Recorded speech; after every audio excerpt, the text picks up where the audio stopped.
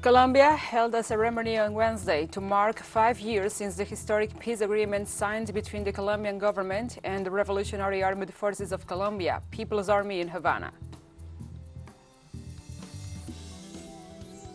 Russian authorities have approved the use of a new vaccine named Sputnik M to be used on children aged 12 to 17, with shots expected to be available by the end of December.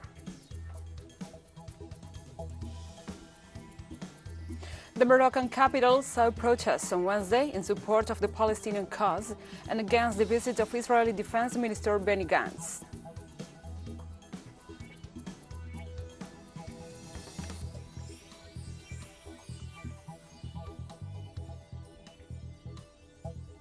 From the headquarters of Telesur English in Havana, Cuba, this is From the South.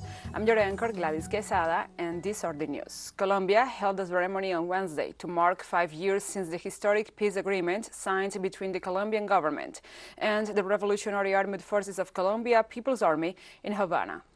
The central event took place at the headquarters of the Special Jurisdiction for Peace in the capital, Bogotá, and saw the participation of United Nations Secretary General Antonio Guterres, the President of Cuba, Miguel Díaz-Canel, via video conference, host President Iván Duque, and the former President Juan Manuel Santos, former FARC commander Rodrigo Londoño, and other parties and institutions linked to the peace process.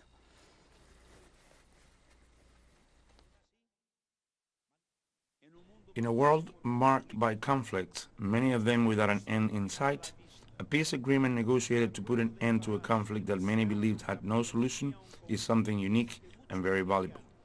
This anniversary offers an opportunity to celebrate accomplishments of the implementation of the final peace accord, recognize the challenges it faces, and renew our collective commitment to make the promise of a lasting, stable peace a reality.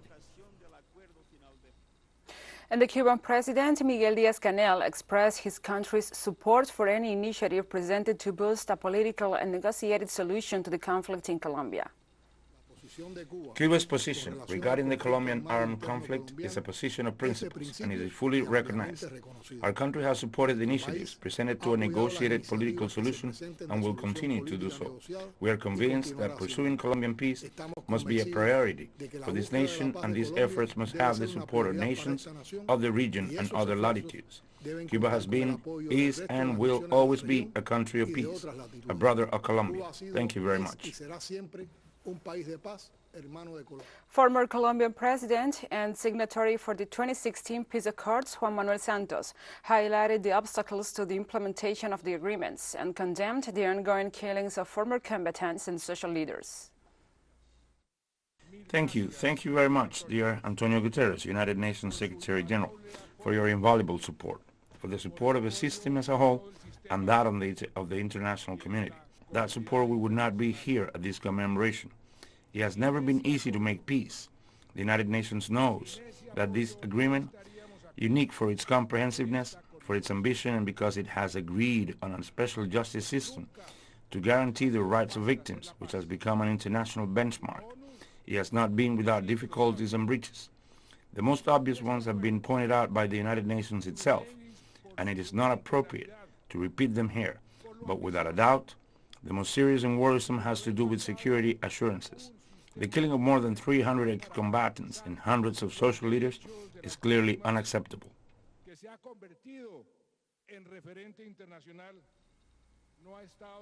Former FARC commander and president of the Communist Party, Rodrigo Londoño, denounced the Colombian state's unwillingness to fully implement the peace agreement while recalling the historic achievement that the accords represented. The Special Jurisdiction for Peace has not been easy all these years because of the relentless, incessant attacks on the agreement and the state's unwillingness to implement it fully. Even so, we say that nothing and no one can undermine our conviction that the path we have taken is the right one. The final peace agreement put an end to an armed conflict of more than half a century and was, in fact, a great historical consensus reached by the Colombian society. The commemoration of this 5th anniversary of the JEP, Special Jurisdiction for Peace, is proof of the strength of the comprehensive system of truth, justice, reparation, and non-repetition. La conmemoración de este 5º aniversario en la JEP es prueba Mexican immigration authorities have offered temporary residency permits on humanitarian grounds to 2,500 asylum seekers heading towards the United States who set off in the caravan last week. Those accepting the assistance will be transferred to 10 different states around the country, according to the National Institute of Migration, which held talks with representatives of the caravan in the southern state of Chiapas. An official informed that as well as the presidency permits, accommodation in shelters and employment options are being offered to those who voluntarily abandon the caravan and the dangerous journey north.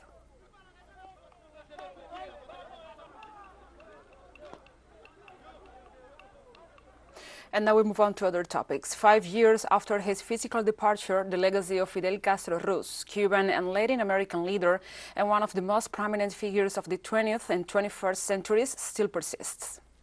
For Fidel Castro, it was primordial to remember Latin American history, to understand and banish racism, poverty, exploitation, and the dispossession of the imperialistic powers in the region. Achieving unity and integration were fundamental in his strategic vision and gave continuity to the ideal of independence that leaders such as Simón Bolívar and José Martí had.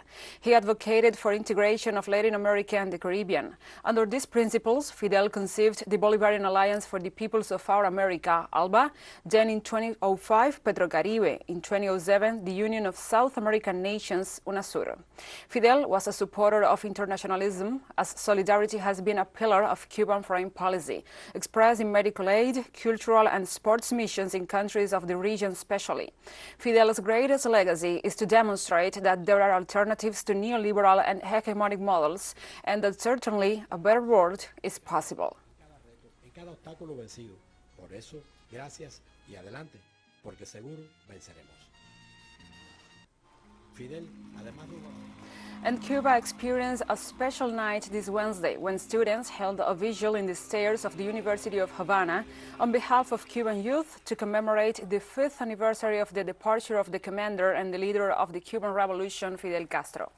They were accompanied by several leaders of the Caribbean nation, among them Ailín Álvarez García, the Secretary General of the National Committee of the Union of Young Communists, and the first Secretary of the Central Committee of the Communist Party of Cuba and the President of the Republic, Miguel Díaz-Canel Bermúdez. The evening, which ended in rain, was the first of Cuba's homages to the historical leader Fidel Castro Ruz, that will continue to pour in today, November 25th.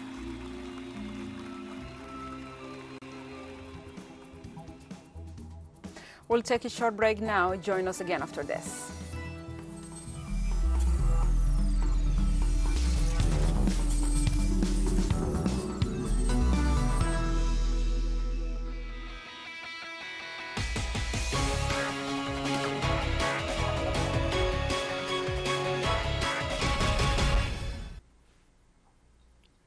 Welcome back.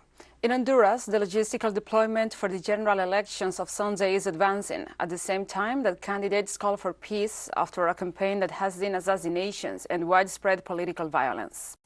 Personnel of the National Armed Forces continue with the distribution of electoral material in the different departments of the country, where a total of 5,735 polling stations are set to receive voters on Sunday.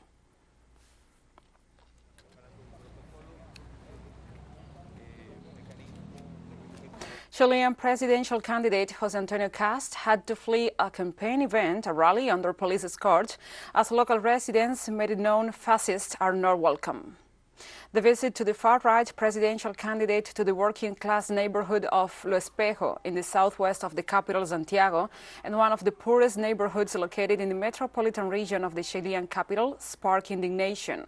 Residents stressed Cast, who has voiced tributes to the dictatorship of Augusto Pinochet, is against abortion and same-sex marriage and has said he will build a ditch to prevent the entry of the so-called illegal immigrants, was not welcome and mobilized to force him to leave the area.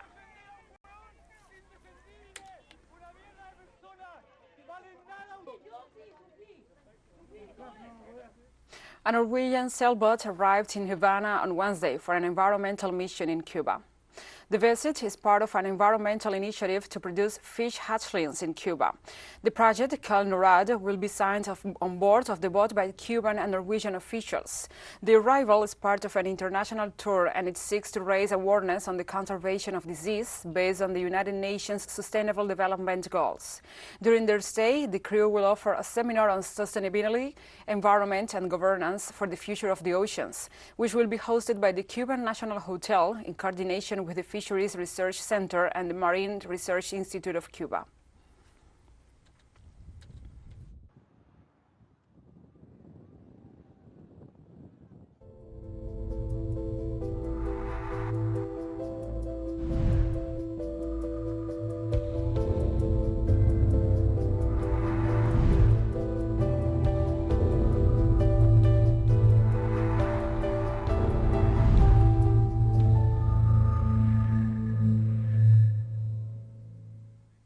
Now we address other topics. Russian authorities have approved the use of a new vaccine named Sputnik M to be used on children aged 12 to 17, with shots expected to be available by the end of December. According to the director of the Gamaleya National Research Center for Epidemiology and Microbiology, the dose of the Sputnik vaccine for teens will be 5 times lower, and that for younger children 10 times lower than the dose given to adults. Scientists also informed there will be a nasal spray version of the Sputnik V vaccine available soon, which will be used as a booster shot. Clinical trials of the Sputnik vaccine in children and the teenagers aged 12 to 17 years began in Moscow on June 5th. Part in these trials. And the Russian President Vladimir Putin issued another call on Wednesday to skeptical Russians to vaccinate themselves against COVID-19. Putin also said he took part in the trials of a nasal COVID-19 vaccine and that he had experienced no problems after receiving a booster jab last week. Despite repeated pleas, only around 37% of Russians are fully vaccinated, and the country has seen more than 1,000 COVID-19 fatalities a day in recent weeks. Russia is one of the world's hardest hit countries and is struggling with widespread opposition to vaccination, even though it has developed several homegrown jabs, including Sputnik V.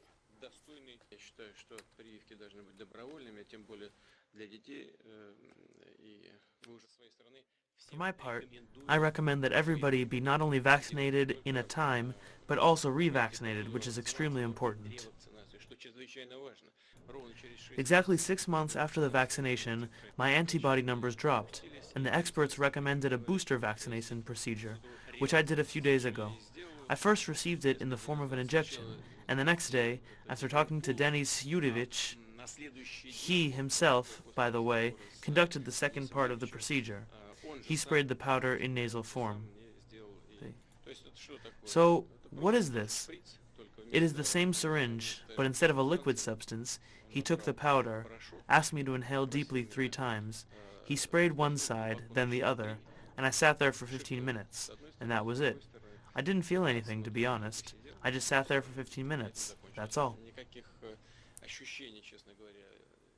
On Wednesday, the EU Health Agency called for urgent COVID-19 measures, recommending vaccine booster shots for all adults over the age of 18, with a priority for people above 40 years old.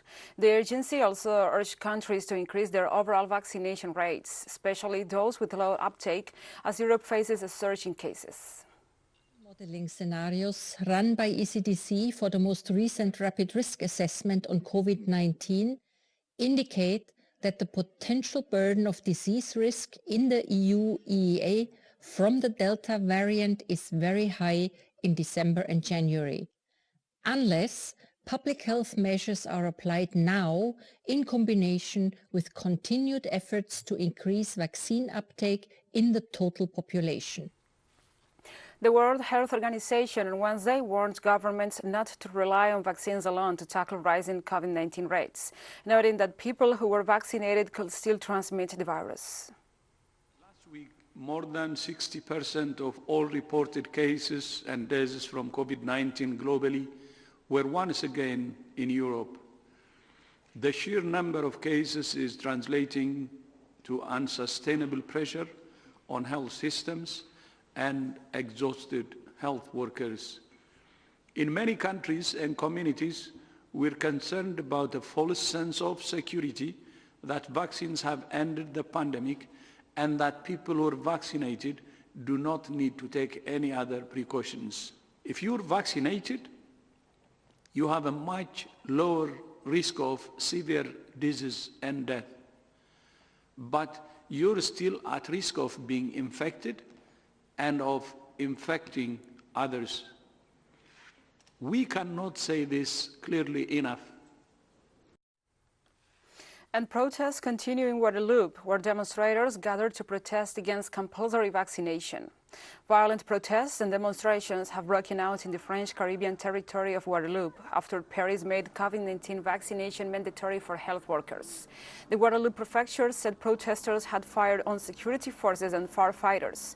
The level of vaccination against COVID-19 is lower in some of France's overseas territories than on the mainland.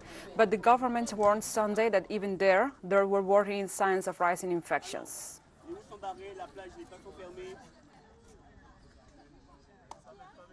We're asking for an end to compulsory vaccinations to help us. We don't need a mediator. If it's a mediator to tell us what to do, to explain the benefits of vaccination, we are not stupid. We are not so illiterate. I don't think so. So we need to be respected. Freedom is freedom. We've been marching for months and months, pounding the pavement, and we've never been asked what we want. The politicians we have here are way off the mark, extraplanetary. They go and negotiate with the state, but we can't really know what comes of it. And we have more news coming up after a final short break, so stay with us.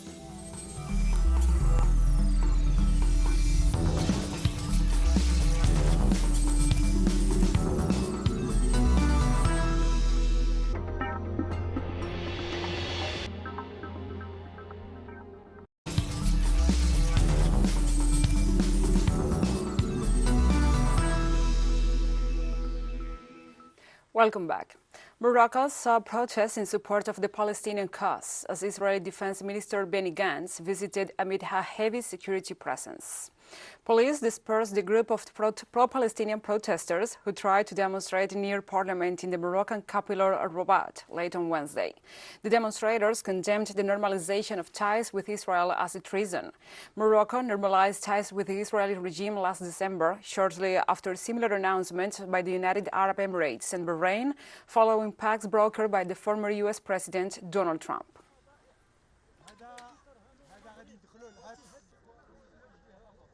Against the will of the Moroccan people, the war criminal, Israel Defense Minister Benny Gantz, has been welcomed to Rabat.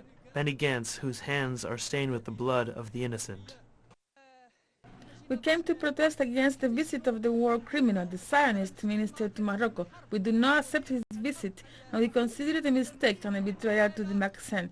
He's a war criminal who should be prosecuted. His place is not in our country. A day after the United Nations announced his resignation, the Special Envoy for Libya, Jan Kubis, told the Security Council on Wednesday that he will remain in the job until after the war-torn country's presidential elections next month.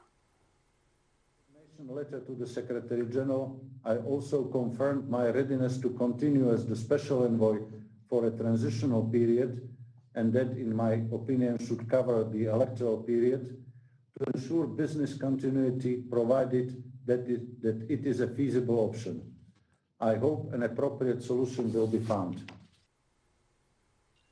Ethiopia's government is holding a recruitment drive for the army as the Tigray rebels claim they are advancing towards the capital Addis Ababa. Prime Minister Abiy Ahmed vowed this week to head for the front lines as boosted recruitment for the military armed forces with new volunteers for the war front and to guard the local communities taking part in a government recruitment event. At least one prominent distance runner, marathoner and Olympic silver medalist Faiza Leliza has joined thousands of ordinary Ethiopians keen to follow Abiy's lead.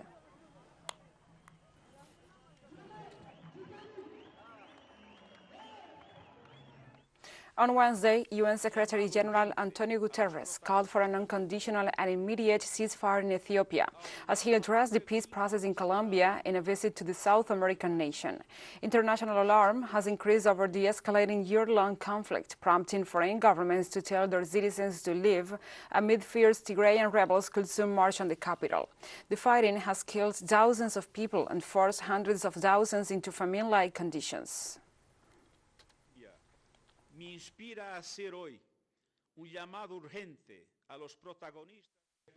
The peace process in Colombia inspires me to make an urgent appeal today to the protagonists of the conflict in Ethiopia for an unconditional and immediate ceasefire to save the country. And rescue teams returned to Cala Harbor to continue their operations at sea, during which they tried to locate and save possible survivors after a boat carrying migrants bound for Britain sank off the French port. At least 31 migrants died, according to the French authorities. A joint French-British operation to search for survivors was underway on Wednesday evening. At least 3 boats and 3 helicopters were deployed to take part in the search, local authorities said. The United Nations Migration Agency, the International Organization for Migration, called the incident the largest single loss of life in the Channel since it started collecting data in 2014.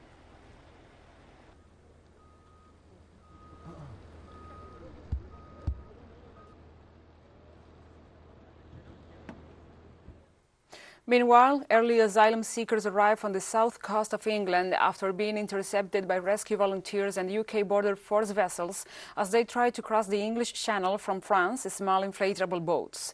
More than 25,700 people have made the cross-channel journey in small boats this year, 3 times the total for the whole 2020, according to data compiled by Britain's PA news agency.